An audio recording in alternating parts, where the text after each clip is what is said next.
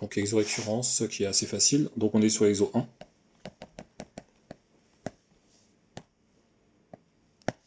Alors l'exo 1, on a une suite qui est définie par son premier terme, u0 qui est égal à 0, et un plus 1, qui est égal à 3un moins 2n plus 3. Tu as vu que j'ai mis des petits n ici, là j'ai mis un grand N. D'accord? Ça c'est l'indice, et ça, c'est un vrai N entre guillemets. Ok? Je vais enlever les traits. Et la question c'est de démontrer pour tout n, démontrer par récurrence que pour tout entier naturel n, donc on a u de n qui est plus grand ou égal à n. Alors la question c'est est-ce que vous avez posé l'hypothèse de récurrence comme ça, est-ce que vous avez fait p de n comme ça, ou hr de n, ou des choses comme on a ça. fait P de N. P de n, ok. Donc ça c'est juste, on met deux petits points, c'est juste ce qu'on veut démontrer. On précise juste pour quel n on veut le démontrer, donc c'est marqué dans l'énoncé, hein. Pour tout n entier naturel. Ton p de n tu peux l'écrire comme ça. Tu peux aussi l'écrire comme ça, hein. Juste comme ça. D'accord, pas but, moi je mets une parenthèse, mais si on veut l'écrire comme ça, on l'écrit comme ça. C'est la propriété qu'on veut démontrer au rang n. Donc, on va initialiser. Initialiser, c'est-à-dire qu'on veut vérifier que ce qu'on veut démontrer fonctionne au début. Si ça fonctionne pas au début, ça sert à rien. Je vais commencer par n égale 0, pourquoi? Parce que ici on me dit n appartient au entier naturel. Donc mon objectif, c'est de réussir à démontrer que ma propriété est vraie au rang 0. C'est-à-dire que p de 0 est vrai. Donc je commence par la fin. Toujours je commence par la fin. Pour démontrer que p de 0 est vrai, il faut que j'arrive à démontrer, ou à justifier, parce que c'est plus une justification, hein, que u de 0 est plus grand que 0. J'ai juste recopié ça, en remplaçant n par 0. D'accord? On veut vérifier que un est plus grand ou égal à n pour le rang initial, donc pour n égale 0. Qu'est-ce que je fais maintenant? Ben maintenant je repasse au-dessus, et je regarde ce que j'ai. Dans l'énoncé, on me dit que u0 il vaut 0. Or, 0 c'est bien plus grand ou égal à 0. Donc, j'ai initialisé. Donc j'ai bien u0 qui est plus grand que 0. C'est bon pour ça? Oui. Récurrence.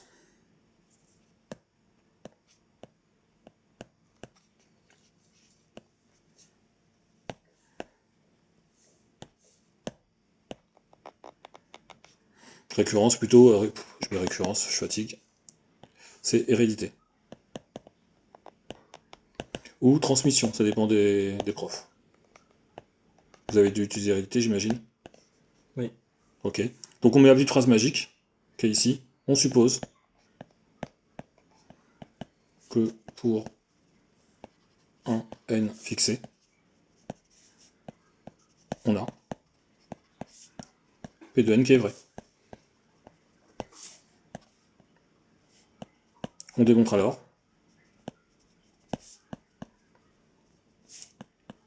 que p de n plus 1, c'est-à-dire que grâce à mon hypothèse que p de n est vrai, je vais essayer de démontrer que p de n plus 1 est vrai.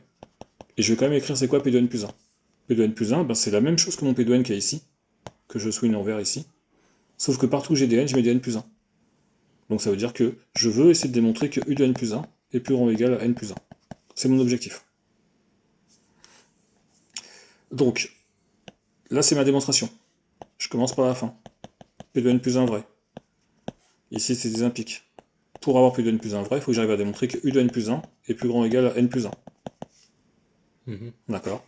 Ce que j'ai le droit d'utiliser, c'est mon hypothèse de récurrence. Ce que j'appelle l'hypothèse de récurrence, HR. L'hypothèse de récurrence, c'est mon p de n. C'est que u de n est plus grand ou égal à n. Bien sûr, ce que j'ai le droit d'utiliser, je suis pas en train de démontrer que toutes les suites sont telles que u de n est plus grand ou égal à n. Je suis en train de démontrer que c'est cette suite-là. Donc, je vais pouvoir utiliser ma définition de ma suite. C'est que u de n plus 1 est égal à 3un moins 2n plus 3. Ok, pour ça, je suis en train de le faire pour cette suite-là. Alors, techniquement, tu verras que souvent, je te dirais, tu peux partir des deux. Tu peux partir, quand je dis partir, c'est le point de départ ici.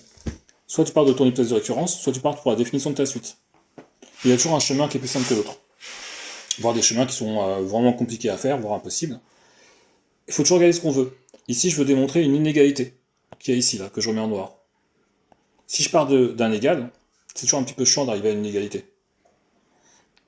Donc, je vais tenter de partir de mon inégalité, de mon hypothèse de récurrence, puisque j'ai le droit, puisque j'ai supposé que u de n était plus grand que n.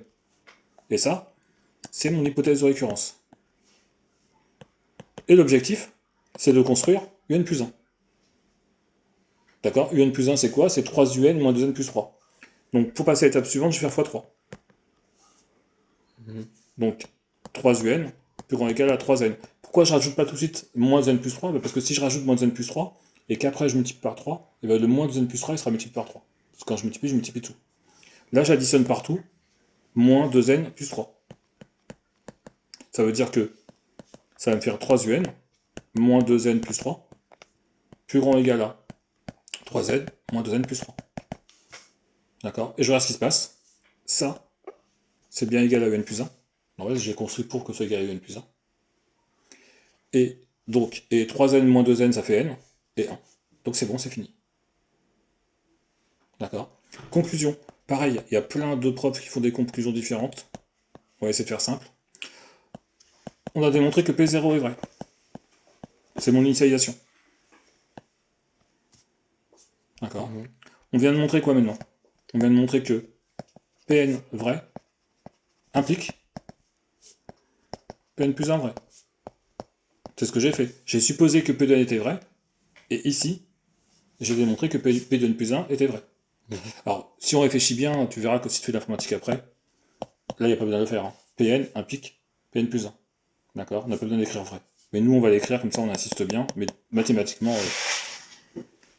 j'ai pas besoin d'écrire. J'ai perdu mon chausson, mais c'est pas très grave. Hop. Conclusion. Donc, d'après le principe de récurrence,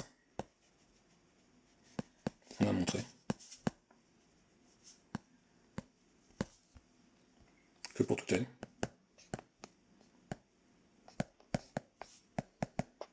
on a un qui est plus grand ou égal à n. Voilà pour ça. Et c'est fini pour cet examen.